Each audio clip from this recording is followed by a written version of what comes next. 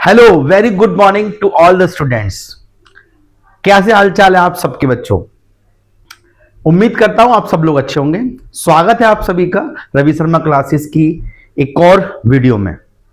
Dear student, आज की इस क्लास में हम लोग पढ़ने वाले हैं क्लास 10th हिंदी मीडियम का चैप्टर प्रकाश, अपवर्तन और परावर्तन। इस चैप्टर से एक टॉपिक आता है प्रकाश का अपवर्तन। उसी टॉपिक को आज हम पढ़ने वाले हैं।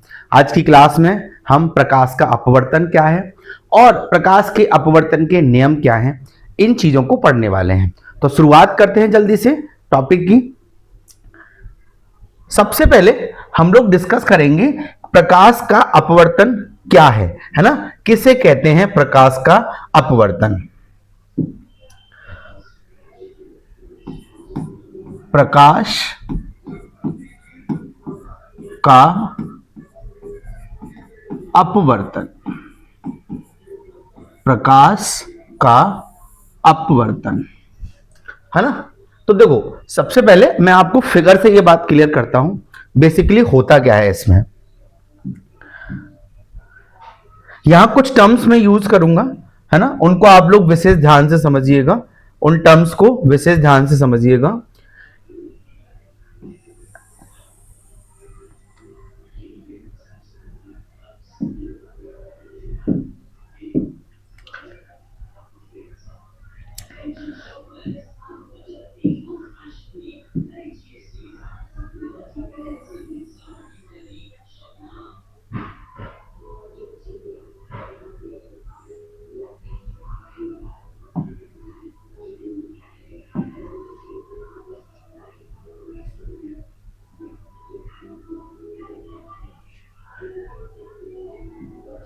देखो, ध्यान से समझना है आपको।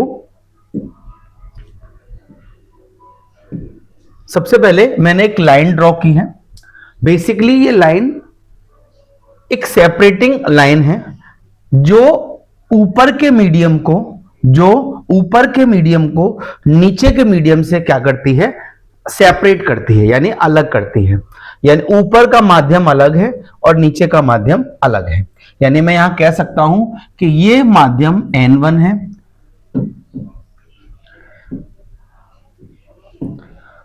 ये माध्यम N1 है और ये माध्यम N2 है। पहले तो मैं आपको बता दूं माध्यम क्या है। बेसिकली माध्यम का मतलब जैसे एक हवा यानी कि एयर, है ना? पानी, है ना?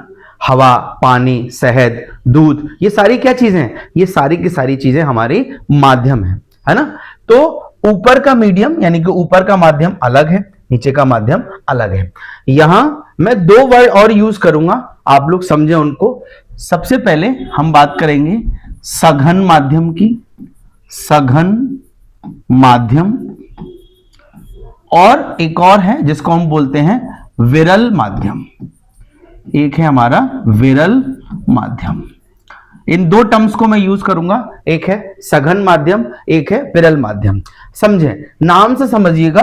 सघन, स माने सहित, घन मिस घना, यानी ऐसे कह सकते हैं एक ऐसा माध्यम जिसमें जो पार्टिकल्स होते हैं वो बहुत ज्यादा पास पास होते हैं। यानी जो परमाणु हैं, यानी जिस माध्यम में परमाणु बहुत ज्यादा पास पास होते हैं वो माध्यम क्या कहलाता है? सघन माध्यम कहलाता है। और जहां अपेक्षाकृत परमाणु दूर दूर होते हैं, एटम्स दूर दूर होते हैं, उसको हम क्या कहते हैं? विरल माध्यम कहते हैं।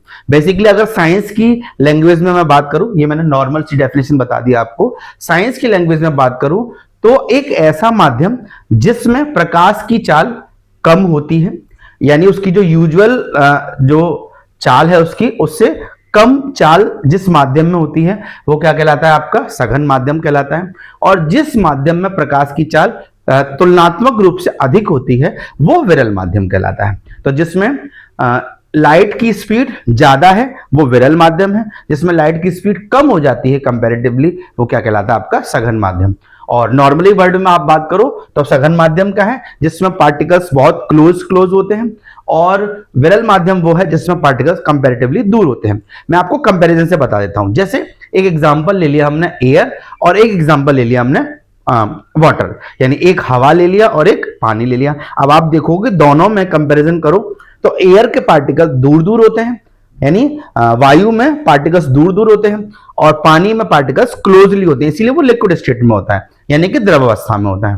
तो द्रव यहां पर सघन माध्यम है, यानी कि जो जल है, पानी है, वो सघन माध्यम है, और हवा यहां पर क्या है, विरल माध्यम है। इसी तरह से अगर मैं पानी ले लूं और दूध ले लूं या शहद ले लेता हूं, पानी और शहद, तो यहां पर शहद के पार्टिकल इसकी कंपैरिजन में कैसे होंगे, बहुत पास पास होंगे, इसीलिए पानी विरल माध्यम हो जाएगा और शहद सघन माध्यम हो जाएगा।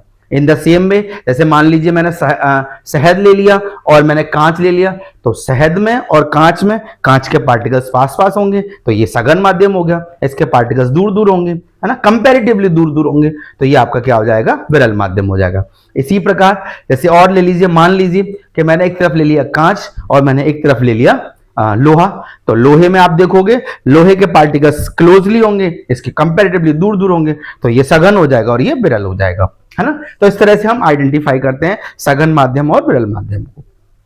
अब आप एक बात ध्यान से समझिए, आप लोग एक बात विशेष ध्यान से समझिए, मैंने कहा ना आपको, ये जो मैंने लाइन ड्रॉ की है, ये लाइन एक सेपरेटिंग लाइन है, विभाजक लाइन है, जो ऊपर के माध्यम को नीचे के माध्यम से क्या करती है, अलग करती है, ऊपर के माध्यम को नीचे के माध्यम से अलग करती है।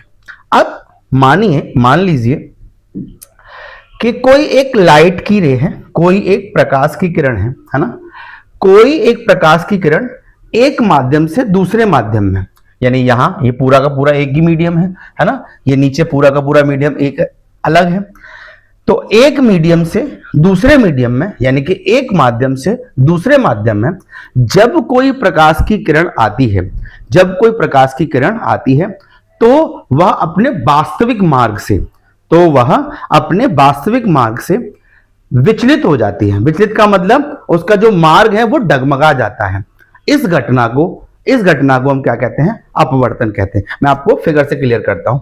मान लीजिए कि ये हमारी एक लाइट की रे है, ये एक लाइट की रे है जो मैंने यहां इस जगह पर इंसिडेंट की, ये एक लाइट की रे है जो मैंने यहां पर इंसिडेंट की। अब एक्चुअली में इस लाइट का जो पाथ होना चाहिए, इस लाइट का जो रास्ता होना चाहिए, वो लाइट का रास्ता कुछ ऐसा होना चाहिए, क्योंकि लाइट की रे बिल्कुल हमने पढ़ा है पहले, ये हम लोग पढ़ चुके हैं कि जो लाइट है, लाइट की जो रेज हैं वो बिल्कुल कैसी चलती हैं, स्ट्रेट चलती हैं, यानी कि लाइट की किरणें हमेशा एक सीधे मार्ग पर गति करती हैं, यानी लाइट की रे हमेशा स्ट्रेट पाथ पर चलती हैं। तो ये जो लाइट की रे है, जब मैंने यहां पर इस पर इंसिडेंट कराई, जब लाइट की रे को गिराया, तो ये लाइट की रे बिल्कुल ऐसी जानी चाहिए थी, ये लाइट की रे बिल्कुल ऐसी जानी चाहिए थी, बट एक्चुअली में ऐसा होता नहीं है, पर वास्तव में ऐसा होता नहीं है। होता क्या है कि ये जो लाइट की रे है, ये इसका ओरिजिनल रास्ता है, ये इसका वास्तविक मार्ग है, वास्तविक मार्ग है ना, लाइट की रे का बिल्कुल, क्योंकि लाइट की रे स्ट्रेट चलती है तो इस हिसाब से ऐसी लाइट की रे जानी चाहिए, बट ऐसा होता नहीं है भाई, है ना प्यारे बच्चों, ऐसा होता नहीं है। क्या होता है कि ये लाइट की रे बिल्कुल सीधी ना जाकर के, या तो हाँ एक बात और, ये जो मैंने डॉटेड लाइन से बनाया है, इस डॉटेड लाइन से जो मैंने बनाई है, ये एक इमेजिनरी लाइन है, ये काल्पनिक रेखा है, इसकी हम केवल कल्पना कर सकते हैं, वास्तव में ऐसी कोई लाइन होती नहीं है। ये काल्पनिक रेखा है जिसको हम अभिलंब कहते हैं, नॉर्मल कहते हैं, परपेंडिकुलर होती है 90 डिग्री के एंगल पर, और इमेजिनरी है, कल्पना की हमने, इसलिए इसको हम काल्पनिक रेखा कहते हैं। तो ये जो काल्पनिक रेखा है, अब आप देखो लाइट की रे इस रास्ते पर जानी चाहिए थी, बट इस रास्ते पर गई नहीं। होता क्या है कि ये जो लाइट की रे है, ये जो नॉर्मल है, ये जो नॉर्मल यानी कि जो अभिलंब है, इस अभिलंब के या तो पास आ जाती है या इससे दूर हो जाती है, यानी जो लाइट की रे सीधी जानी चाहिए थी वो बिल्कुल सीधी नहीं जाती, बल्कि क्या होता है, या तो इस नॉर्मल के पास आ जाती है, या क्या हो सकता है, या ऐसा हो सकता है कि ये लाइट की रे इस नॉर्मल से दूर हट जाएगी, या फिर ये लाइट की रे इस नॉर्मल से दूर हट जाएगी। फिर से मेरी बात समझो, ये हमारा एक विभाजक है यानी कि एक सेपरेटर है जो क्या करता है, ऊपर के मीडियम को नीचे के मीडियम से क्या करता है, बिल्कुल अलग करता है। अब जब लाइट की रे इस पर गिरती है तो ये इसका वास्तविक मार्ग है, ये ओरिजिनल रास्ता है इसका। इस ओरिजिनल रास्ते पे ये जानी चाहिए थी, बट ऐसा होता नहीं है। क्या होता है कि ये लाइट की रे या तो इस नॉर्मल के, ये जो नॉर्मल बनाया डॉटेड लाइन से, या तो इसके पास आ जाती है या फिर इससे दूर हट जाती है। या तो ये इसके पास आ जाती है या इससे दूर हट जाती है। इसी घटना को हम प्रकाश का अपवर्तन कहते हैं। इसी घटना को हम प्रकाश का अपवर्तन कहते हैं। तो मैं लिख देता हूं, क्या होता है, जब कोई प्रकाश किरण एक माध्यम से दूसरे माध्यम में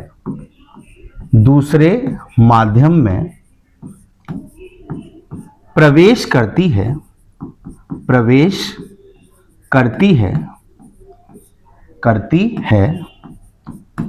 तो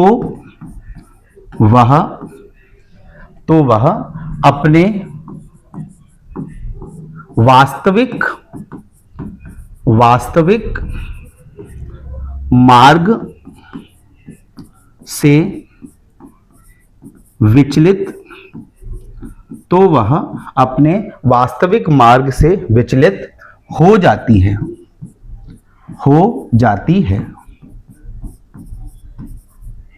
अर्थात या तो काल्पनिक रेखा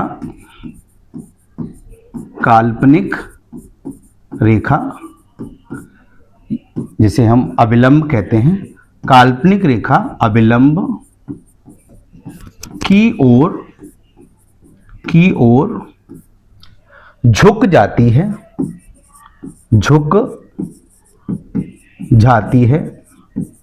अथवा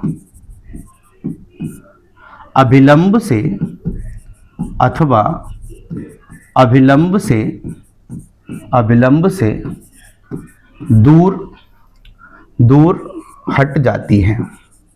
दूर हट जाती है। इसी घटना को प्रकाश का अपवर्तन कहते हैं।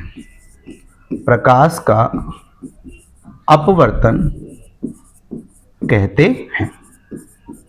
आई बात समझ में? यहां तक आपको, यहां तक बात समझ आई?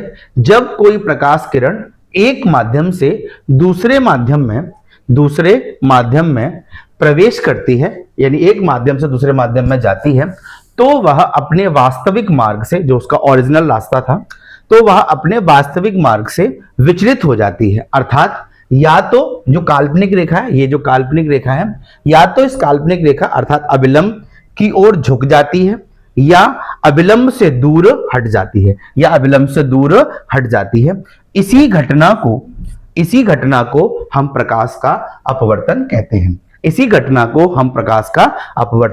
हैं। यहाँ कुछ पॉइंट्स हैं, इन पॉइंट्स को भी मैं आपको बिल्कुल क्लेरिफाई कर दूं, है ना, आप लोगों के लिए काम आएंगे। देखो, ये जो इमेजिनरी लाइन है, ये जो काल्पनिक रेखा है, इसको हम क्या कहते हैं? अभिलंब कहते हैं। जो प्रकाश की किरण आपने गिराई, उस किरण को हम आपतित किरण कहते हैं। आपतित किरण, जो प्रकाश की किरण आपने गिराई उसे हम क्या कहते हैं? आपतित किरण कहते हैं। और जो किरण मतलब दूसरे माध्यम में पहुंचती है, दूसरे माध्यम में जाती है, उस किरण को हम क्या कहते हैं? अपवर्तित किरण कहते हैं। है ना? तो ये भी अपवर्तित किरण है, ये भी अपवर्तित किरण है ना? मैंने एक ही में आपको दोनों दिखा दिए हैं। अपवर्तित किरण, ये काल्पनिक रेखा थी, इसे आप अभिलंब कहेंगे। अच्छा, अब एक बात और ध्यान रखेंगे, अभिलंब और आपतित किरण, अविलंब और आपतित किरण के बीच में, अविलंब और आपतित किरण के बीच में जो कोण बनता है उस कोण को हम आपतन कोण कहते हैं, उस कोण को हम आपतन कोण कहते हैं और इसे बेसिकली आई से रिप्रेजेंट करते हैं, इसे आई से प्रदर्शित करते हैं। और जो कोण अविलंब और अपवर्तित किरण के बीच बनता है, जो कोण अविलंब और अपवर्तित किरण के बीच बनता है उसको हम अपवर्तन कोण कहते हैं, अपवर्तन कोण कहते हैं, जिसे हम आर से रिप्रेजेंट करते हैं, जिसे हम आर से रिप्रेजेंट करते हैं। ठीक है। अच्छा, जहां पर आपतित किरण, अविलंब और अपवर्तित किरण तीनों ही मिलती हैं, जिस बिंदु पर आपतित किरण, अपवर्तित किरण और अपवर्तित किरण और अविलंब तीनों मिलते हैं, इस बिंदु को हम आपतन बिंदु कहते हैं, इस बिंदु को हम आपतन बिंदु कहते हैं। यहां तक बात क्लियर है? यहां तक बात समझ आई आप सबको? ओके। अब यहां एक बात आती है, यहां एक क्वेश्चन अराइज होता है, आप लोगों के दिमाग में क्वेश्चन आएगा कि सर हमें कैसे मालूम पड़ेगा कि जो प्रकाश की किरण है वो अविलंब की ओर झुकेगी या अविलंब से दूर जाएगी?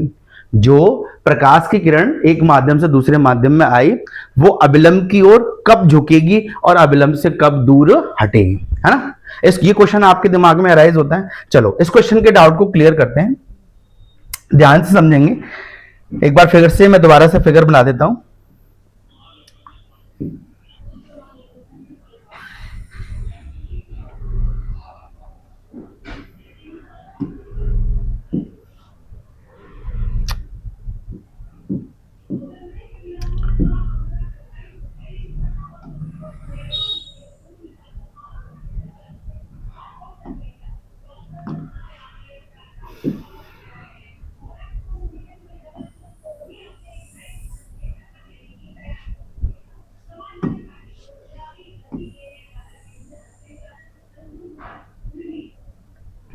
देखो ध्यान से समझेंगे आप, है ना? ध्यान से समझिएगा। पहले तो यहां पर क्या होता है, आपको अभी मैंने बताया, यहां पर माध्यम 1 होता है, यहां पर माध्यम 2 होता है ना? यहां पर माध्यम 1 है, यहां पर माध्यम 2 है। अभी पिछले पेज पर मैंने 2 बातों को डिस्कस किया था। मैंने आपसे कहा था एक होता है विरल माध्यम, एक होता है सघन माध्यम। सघन माध्यम वो होता है जहां प्रकाश की चाल कम होती है, विरल माध्यम वो होता है जहां प्रकाश की चाल ज्यादा होती है। या सिंपली वर्ड्स में मैंने आपको बताया था कि जब माध्यम के कण बहुत पास पास होते हैं जिसमें, वो सघन माध्यम होता है, जिसमें अब कण दूर दूर होते हैं वो विरल माध्यम होता है। तो अब आप ध्यान से समझिएगा, अगर ऊपर का माध्यम विरल है, अगर ऊपर का माध्यम विरल है और नीचे का माध्यम सघन है, और नीचे का माध्यम सघन है, तो ऐसी स्थिति में, तो ऐसे केस में जो प्रकाश की किरण है वो, ये इसका ओरिजिनल रास्ता होना चाहिए था, ये इसका ओरिजिनल रास्ता होना चाहिए था, है ना? लेकिन जो प्रकाश की किरण है, अगर ऊपर का माध्यम विरल है, नीचे का माध्यम सघन है, अर्थात प्रकाश की किरण विरल माध्यम से सघन माध्यम में जा रही है, विरल माध्यम से सघन माध्यम में जा रही है, तो प्रकाश की जो किरण है वो अविलंब की ओर, तो प्रकाश की किरण अविलंब की ओर झुक जाएगी, तो प्रकाश की किरण अविलंब की ओर झुक जाएगी।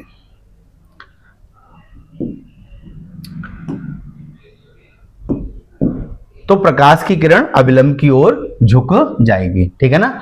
जब प्रकाश किरण विरल माध्यम से सघन माध्यम में जाती है तो प्रकाश की किरण अविलंब की ओर झुक जाती है।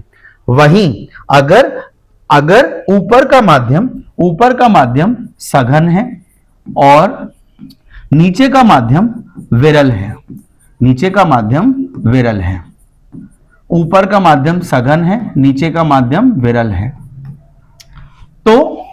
तो ऐसे केस में प्रकाश की किरण अविलंब से दूर हट जाएगी।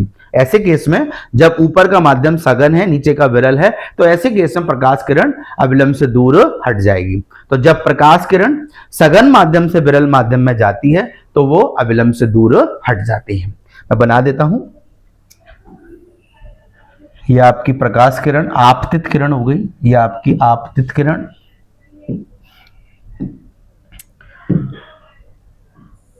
ये उसका ओरिजिनल रास्ता, ओरिजिनल वे है उसका। बट जब एक माध्यम से दूसरे माध्यम में जाती है तो वो अविलंब से, ये अविलंब था, ये अविलंब था, इस अविलंब से वो दूर हट जाती है, इस अविलंब से वो दूर हट जाती है। तो समझ आई बात, आपको याद रहेगी आपको बात, है ना। मैं लिख देता हूं ताकि आपको याद बना रहे, मैं लिख देता हूं, नोट करके लिख लीजिएगा आप सब इस बात को। जब प्रकाश किरण, जब प्रकाश किरण विरल माध्यम से, विरल माध्यम से सघन माध्यम में प्रवेश करती है तो वह अविलंब, तो वह अविलंब की ओर, अविलंब की ओर झुक जाती है, तो वह अविलंब की ओर झुक जाती है। वहीं दूसरी तरफ बात करें तो ये नोट नंबर 2 है, याद रहेगा आपको इसलिए लिख देता हूं मैं। जब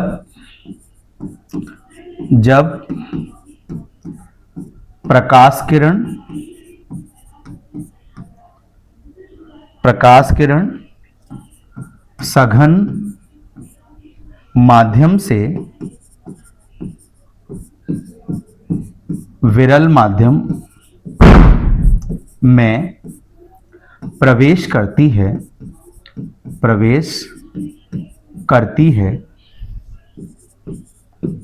तो वह अविलंब से दूर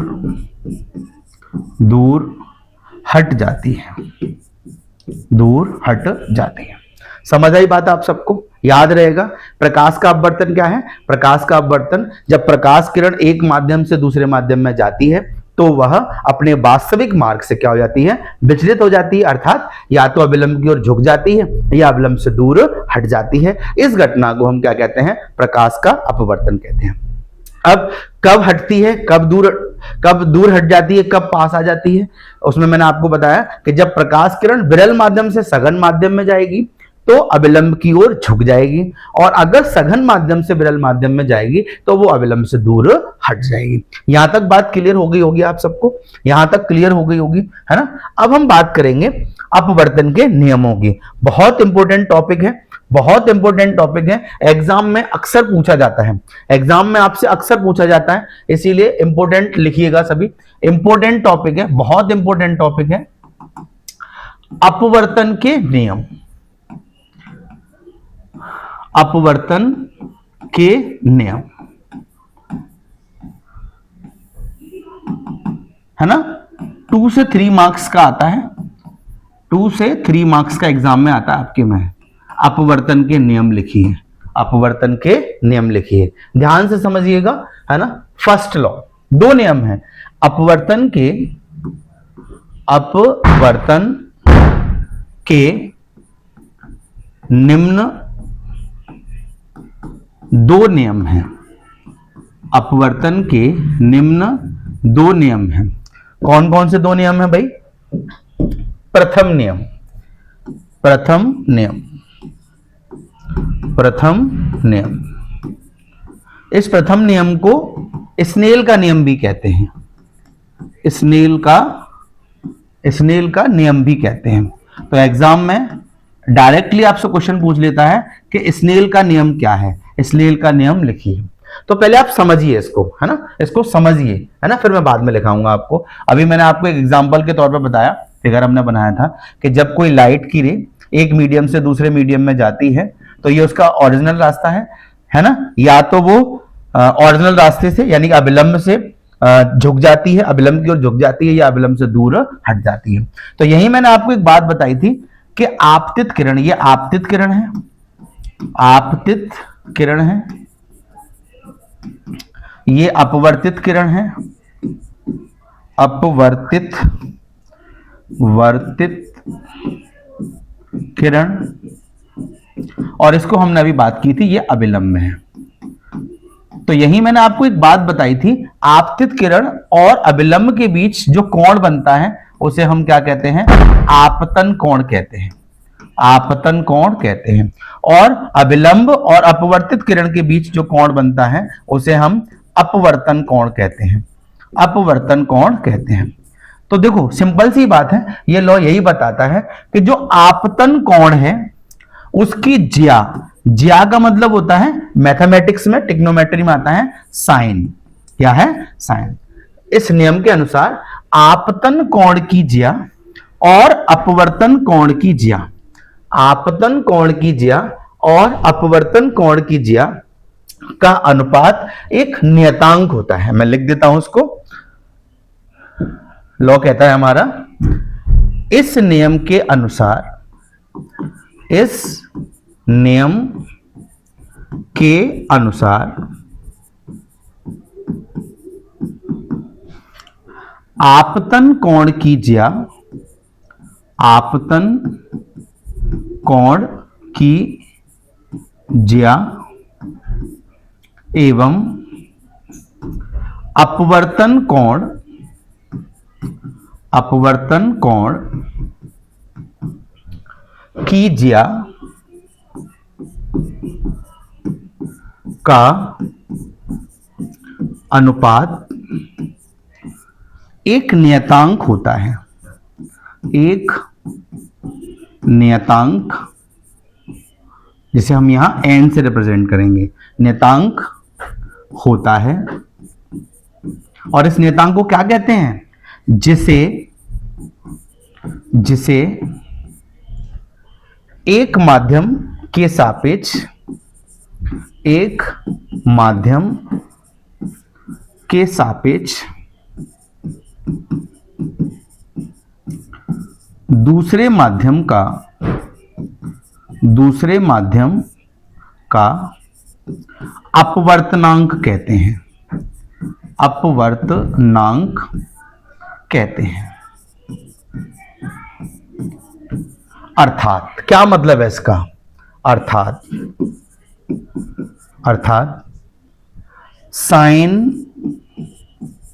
आई upon sine R is equal to N, जिसको हम क्या कहते हैं, कांस्टेंट, कांस्टेंट अर्थात नियतांक। बस आपको ये डेफिनेशन याद करने की जरूरत नहीं पड़ेगी, बस आप इसको याद रखिएगा, इसी से आप डेफिनेशन अपने आप बना लेंगे, इसी से आप डेफिनेशन अपने आप बना लेंगे, है ना, इसी से अपने आप डेफिनेशन बन जाएगी। देखो आई, आई किसको कहते हैं, आई कहते हैं आपतन कोण को, आई किसको कहते हैं, आई कहते हैं आपतन, आपतन कोण को, ये आपतन कोण है ना। और आर, आर किसको कहते हैं, आर कहते हैं हम अपवर्तन कोण को, है ना। साइन का मतलब क्या होता है, ज्या, तो समझो आपतन कोण की ज्या, आपतन कोण की ज्या और अपवर्तन कोण की ज्या, अपवर्तन कोण की ज्या का अनुपात, अनुपात मतलब भाग, अनुपात मतलब भाग का अनुपात एक नियतांक होता है। यही तो कह रहा था स्नेल का नियम, स्नेल का नियम ये तो कहता है आपतन कोण की ज्या और अपवर्तन कोण की ज्या का अनुपात, अनुपात मतलब भाग, है ना, डिवाइड, एक नियतांक होता है। इस नियतांक को हम क्या कहते हैं, इस नियतांक को हम एक माध्यम के सापेक्ष दूसरे माध्यम का क्या कहते हैं, अपवर्तनांक कहते हैं। ऐसे हम एक माध्यम के सापेक्ष दूसरे माध्यम का अपवर्तनांक कहते हैं। ये हो गया हमारा प्रथम नियम, ये हो गया हमारा प्रथम नियम। अब चलते हैं दूसरे नियम की तरफ, द्वितीय नियम, है ना, द्वितीय नियम। द्वितीय नियम। दूसरा नियम क्या कहता है? द्वितीय नियम है ना। दूसरा नियम हमारा क्या कहता है?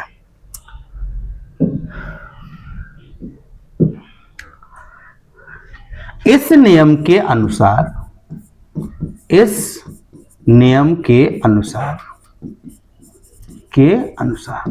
ये भी बहुत आसान है, ध्यान से समझिएगा। बेसिकली ये जो दूसरा नियम है ना, दूसरा नियम ये अपवर्तन का भी सेम है और परावर्तन का भी सेम है।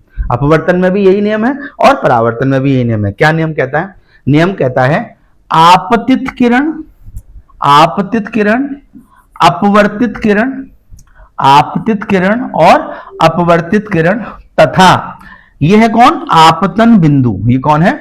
आपतन बिंदु पर अभिलंब, आपतित किरण, अपवर्तित किरण तथा आपतन बिंदु पर अभिलंब, तीनों एक ही तल में होते हैं।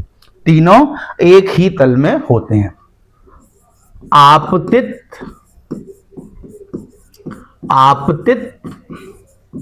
किरण, अपवर्तित किरण तथा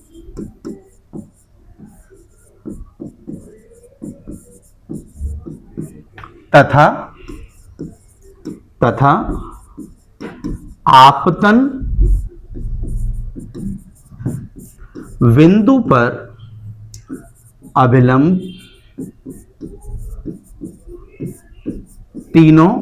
बिंदु पर अभिलंब, तीनों